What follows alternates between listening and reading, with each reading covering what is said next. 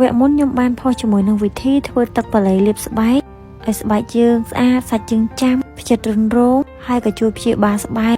ជួយស្បែកតឹងមានសំណើមម្សាហើយបងប្អូនប៉ុន្តែដោយសារតែបងប្អូនភាគច្រើនដែលគាត់បានមើលវីដេអូចាស់របស់ខ្ញុំគាត់តែងតែ comment ថាបងយូរីខ្ញុំចង់សូមរូបមន្តធ្វើទឹកប៉ាឡេលាបស្បែកឬក៏អប់ស្បែកអីអញ្ចឹងទៅគឺច្រើនមែនតើធ្វើឲ្យខ្ញុំណែគឺឆ្លៀតខ្លាំងមែនតើហ្មងណាទោះថារវល់យ៉ាងណាក៏ដោយក៏ឆ្លៀតធ្វើវីដេអូជូនបងប្អូនទាំងអស់គ្នាដែរអញ្ចឹងរូបមន្តនេះគឺថ្មីស្រឡាងតែម្ដងសម្រាប់បងប្អូនដែលគាត់ចង់បានជាមួយនឹងទឹកប៉ាឡេអប់ស្បែកធ្វើឲ្យសាច់គាត់ចាំជាពិសេសម្ដងពេលយើងមកខែល្អខ្លាំងមែនតើខ្ញុំសូមបង្ហាញបន្តិចសម្រាប់ស្បែកមុខខ្ញុំពីមុនមកខ្ញុំម្នាក់ដែលធ្លាប់ជួបគ្រប់បញ្ហាទាំងអស់មុនស្នាមជាំអាចរយរោគស្ងួតជួបគ្រប់បញ្ហាស្បែកមុខទាំងអស់ហើយខ្ញុំចូលចិត្តប្រើរបស់ធម្មជាតិដូច្នេះហើយទើបធ្វើឲ្យខ្ញុំតែងតែយកគ្រឿងផ្សំធម្មជាតិយកមកសាកល្បង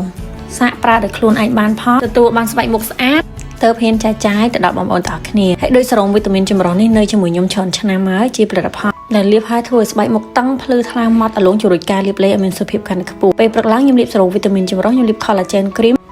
cream ជួយផ្ដល់សំណើមមុខជួយផ្ដល់ collagen ដល់ស្បែកមុខធ្វើឲ្យស្បែកមុខក្មេង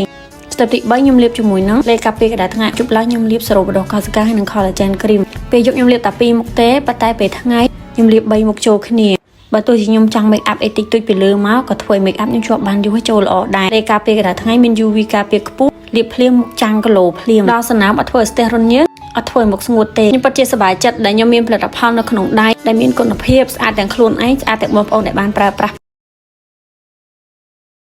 សម្រាប់ទឹកប៉ាឡេគឺខ្ញុំគៀបហើយបងប្អូនដើម្បីកុំឲ្យវីដេអូវែងគៀបយកតែទឹកប៉ាឡេអញ្ចឹងមកហើយគ្រឿងផ្សំបន្ទាប់មានជាមួយនឹងប្រទាលកន្ទុយក្រពើស្រស់បើសិនជាបងប្អូនធ្វើច្រើនយកទឹកកន្លុកហ្មងទៅបងប្អូនលឿនបាច់កោតដូចខ្ញុំទេតែបើសិនជាបងប្អូនគិតថាធ្វើមកល្មមកុំឲ្យឆាប់ខូចបងប្អូនធ្វើមកល្មមដាក់ចូលទូត្រជាក់កោសអញ្ចឹងក៏បានដែររូបមន្តនេះបងប្អូនវាពិតជាជួយធ្វើស្បែកយើងតឹងសាច់យើងចាំក្មេងជាងវ័យពិតប្រាកដបើសិនជាបងប្អូនអត់មានទូត្រជាក់ខ្ញុំណែនាំបងប្អូនទាំងគ្នាដាក់ស្រាសស្រារបស់ខ្មែរយើងកុំយកស្រាដែលគេលាយមេលាយអីដែល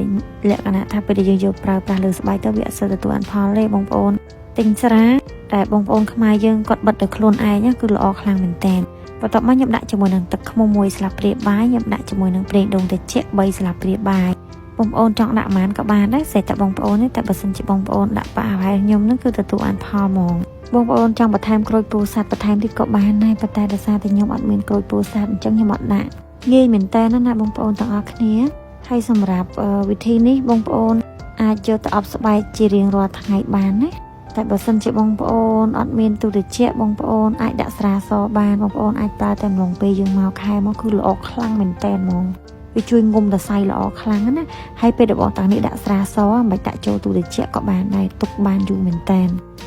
តែនេះសម្រាប់បងប្អូនដែលគាត់មានទូត្រជាក់ចង់ធ្វើប៉ុណ្ណឹងដូចខ្ញុំក៏បានដែរដាក់ចូលទូត្រជាក់ទុកក៏បានមួយអាទិត្យទៅ2អាទិត្យដែរបងប្អូនបានតែមួយអាទិត្យទៅ2អាទិត្យទេដាក់ចូលទូត្រជាក់ណាបងប្អូនអាចអប់បានទាំងមុខអប់បានទាំងខ្លួនសំខាន់ណាជួយសាច់ជើងចាំក្មេងជើងវ័យចិត្តរន់រងធ្វើស្បែកយើងមានសំណើមកាត់បន្ថយស្នាមឲ្យខ្មៅបាត់កទូទៅលើស្បែកជំរុញការលាបឡេរបស់បងប្អូនឲ្យកាន់តែឆាប់ចូលល្អតែបើសិនជាបងប្អូនអត់ចង់ធ្វើដោយខ្លួនឯងចង់បានស្បែកស្អាតពិតប្រាកដហើយចំណាយលុយតិចបងប្អូនអាចសាកជាមួយស្កាប់លេងកោតាណាស្រាប់វិញកោខ្ទិះដូងហើយនឹងលេខខ្លួនយូរីបានណា